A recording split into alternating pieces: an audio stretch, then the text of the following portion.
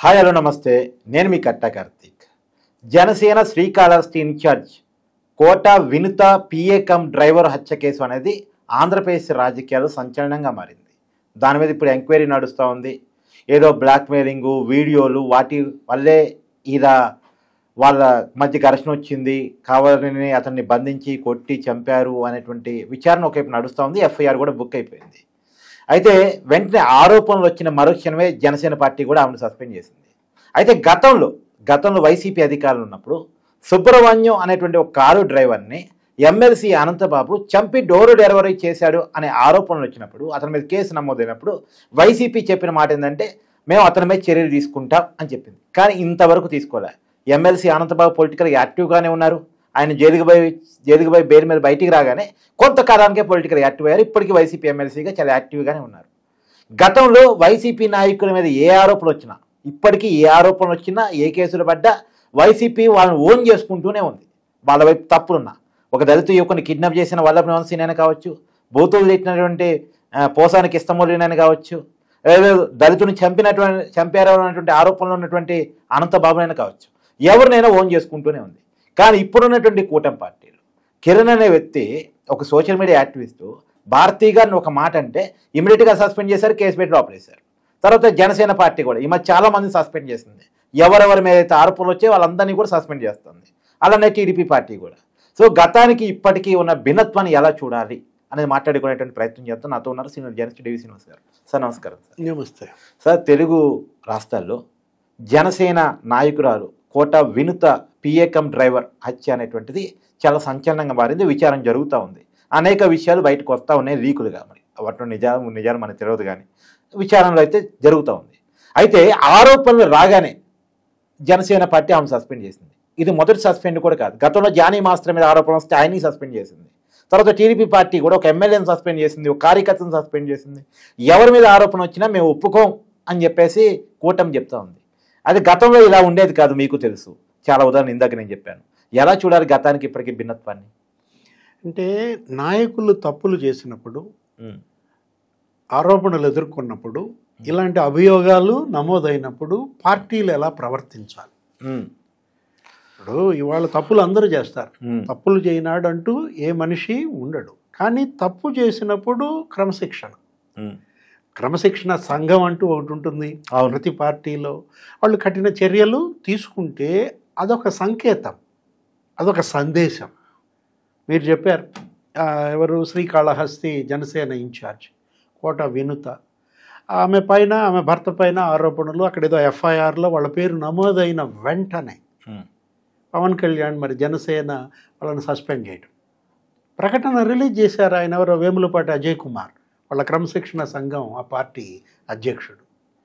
అంటే మీరు ఇప్పుడు మనం చూసాం జనసేనలో ఇప్పటికి ఇలా 3-4 సస్పెండ్ చేశారు. అవును, మనకి ఈ సంవత్సరంలోనే మనం చూసాం. మొన్న టీవీ రామారావు, కొవ్వూరు మాజీ ఎమ్మెల్యే, అతను కూడా ఏదో ఇలాగే మాట్లాడాడు.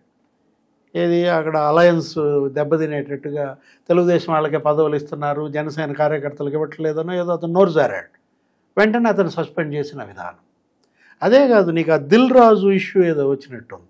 ఆ సినిమాలకు సంబంధించి అప్పుడు హరిహర వీరమల్లు ఆ సినిమా ఆపడానికి ఏదో వాళ్ళు ట్రై చేస్తున్నారన్న దాంట్లో అక్కడ వాళ్ళకి సంబంధించిన ఎగ్జిబిటర్ ఎవరు ఉన్నారు, ఆ పార్టీ సత్యనారాయణ, రాజమండ్రిలో ఎవరో థియేటర్ ఓనరో ఏదో, అతను వెంటనే సస్పెండ్ చేశారు. అంటే జనసేన కాదు, మీరు ఇందాక చెప్పారు తెలుగుదేశం పార్టీ ఎమ్మెల్యే పైన ఆరోపణలు వచ్చాయి. అవును, ఆయన ఎవరు, ఆదిమూలం. ఆ పార్టీ మహిళే ఎవరు, తెలుగు మహిళా నాయకురాలు ఎవరో ఆయన బ్లాక్మెయిల్ చేయడం, ఆయన పైన ఏదో తప్పుడు ఆరోపణలు చేస్తే ఆరోపణ వచ్చిన వెంటనే ఎమ్మెల్యే అని కూడా చూడకుండా సస్పెండ్ చేసి పారేశారు. తర్వాత తేలింది అది తప్పుడు ఆరోపణ, ఆమె ఏదో ఆయన బ్లాక్మెయిల్ చేసిందని. అలా తేలిన తర్వాత సస్పెన్షన్ ఎత్తేయటం. అంటే పార్టీని నడిపే విధానం, పార్టీకి ఒక క్రమశిక్షణ, కార్యకర్తలు, నాయకులు. మీరు చెప్పారు భారతీ మేడం మీద అతను ఎవరో వీడియో చేశాడు. అవును, చెబ్రోలు కిరణ్ ఏదో పైన అసభ్యంగా మాట్లాడిన వెంటనే పార్టీ సానుభూతి పరుడో లేకపోతే మళ్ళీ వాళ్ళ యొక్క కార్యకర్త అని కూడా చూడకుండా నిమిషంలో సస్పెండ్ చేసేశారు. అవును, అంటే గతంలో మరి జగన్మోహన్ రెడ్డి ఇలా చేశాడా? వైఎస్ఆర్ కాంగ్రెస్ పార్టీ కూడా రాజకీయ పార్టీయే కదా.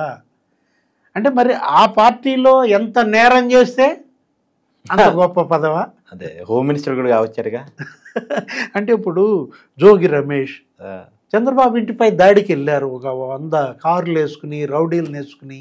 అదేమంటే వినతి పత్రం ఇవ్వడానికి వెళ్ళాను అన్నట్టుగా బిల్డప్ ఇచ్చారు. మంత్రి అయ్యాడు. వెంటనే అతనికి మంత్రి పదవి. తురకా కిషోర్ ఎవరు అక్కడ మాచర్లలో, అవును, అక్కడ స్థానిక సంస్థల ఎన్నికల్లో అప్పట్లో అసలు నామినేషన్లు అయినాయి. ఇలా నీకు పొంగనూరులో మాచర్లలో అన్నీ ఇనానిమస్ చేసుకుంటుంటే దగ్గరుండి వాళ్ళ పార్టీ వాళ్ళతో నామినేషన్ వేయించడానికి పంపించింది పార్టీ తెలుగుదేశం. ఎవరు బుద్ధ వెంకన్న, బొండా ఉమా, ఒక హైకోర్టు అడ్వకేట్ని వెంట పెట్టుకుని వెళ్ళారు. అవును. అరే ఆ కారు ధ్వంసం చేసి ఒక మంచి బాధులతో తల పగల కొట్టారు ఆ పారా కిషోర్. హైకోర్టు అడ్వకేట్ తల పగిలింది, రక్తం కొడుతూ పారిపోయారు ఆ సాగర్ అతను. బుద్ధాయం కన్నా లేకపోతే బొండా ఉమా అటు వెలుదురుతూ ఉప్పలబాడు మీదుగా వాళ్ళు వెనక్కి వచ్చారు. అతనికి ఎమ్మటే నీకు మున్సిపల్ చైర్మన్ పోస్ట్ ఇచ్చాడు. ఎవరు? ఆ తురకా కిషోర్కి. అంటే మీరు ఇందాక చెప్పారు ఎవరతను, ఎమ్మెల్సీ అనంతబాబు. ఆ డ్రైవర్ని చంపి ఆ సుబ్రహ్మణ్యాన్ని, దళిత డ్రైవర్, అవును, డోర్ డెలివరీ చేస్తే అతను ఒప్పుకున్నాడు నేరం, జైలుకి వెళ్ళాడు. అతన్ని వెంట పెట్టుకుని జగన్మోహన్ రెడ్డి సిద్ధం సభల్లో అందరికీ అభివాదం చేస్తాడు, అతన్నే క్యారవాన్లో ఎక్కించుకుని తీసుకెళ్తాడు. అంటే అనంతబాబు ఎమ్మెల్సీ అంటే ఎంత నేరం చేస్తే అంత పదవి అనేది ఇవాళ వైఎస్ఆర్ కాంగ్రెస్ పార్టీలో ఒక ఆనవాయితీ, ఒక సంప్రదాయం. మొన్న కూడా సార్ ఒక దళిత యువకుడిని కిడ్నాప్ చేసి, సత్యవర్ధన్ అనే వ్యక్తిని కిడ్నాప్ చేస్తూ వల్లభవంశీ జైలుకి పోతే అతన్ని పరామర్శించి ఓన్ చేసుకునే ప్రయత్నం, పోసాని మీద వీ స్టాండ్ ఫర్ పోసాని అనే ప్రయత్నం. అంటే నందిగం సురేష్ అతన్ని జైలుకి వెళ్ళి పరామర్శిస్తాడు. పిన్నెల్లి రామకృష్ణారెడ్డి అతన్ని నెల్లూరు జైలుకి వెళ్ళి పరామర్శిస్తాడు. లేకపోతే కాకాని గోవర్ధన్ రెడ్డి వెళ్తానన్నాడు, వెళ్ళినట్లేడు. ఏది ఆ నెల్లూరు జైలుకి వెళ్ళి అక్కడ పరామర్శిస్తానంటాడు. అంటే ఇతను ఏంటి, ఒక క్రిమినల్స్ గ్యాంగ్ లీడర్గా, అదొక క్రిమినల్స్ పార్టీగా. వైఎస్ఆర్సిపి అంటే నీకు వైఎస్ఆర్ రప్ప క్రిమినల్స్ సైకోసా, ఆర్ అంటే రప్ప, సి అంటే క్రిమినల్స్, పి అంటే సైకోసా. అంటే అసలు అది రాజకీయ పార్టీయా, ఒక రౌడీల ముఠా గ్యాంగా?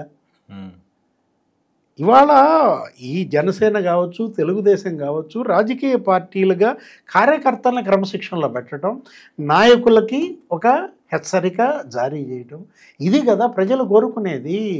ఈ పార్టీలని ప్రజలు నఖశిఖ పర్యంతం గమనిస్తారు. ఏది ప్రజలు ఏంటనుకుంటున్నావు, వాళ్ళన్నీ సైలెంట్గా చూస్తూ ఉంటారు. వాళ్ళు ఏమీ పట్టించుకోవట్లేదు అనుకుంటే అది మీ మూర్ఖత్వం. ఇవ్వాల్సినప్పుడు చేయాల్సిన శాస్తి చేస్తారు. అవును, అప్పుడు దాకా అన్నీ లోపల పెట్టుకుంటారు. పోలింగ్ రోజు ఇవన్నీ బద్దలవుతాయి. కాబట్టి క్రమశిక్షణ ముఖ్యం. కార్యకర్తకైనా, నాయకుడికైనా, రాజకీయ పార్టీకైనా ఒక క్రమశిక్షణగా మెలగాలి, ప్రజలకు ఒక ఆదర్శంగా ఉండాలి. Thank you sir.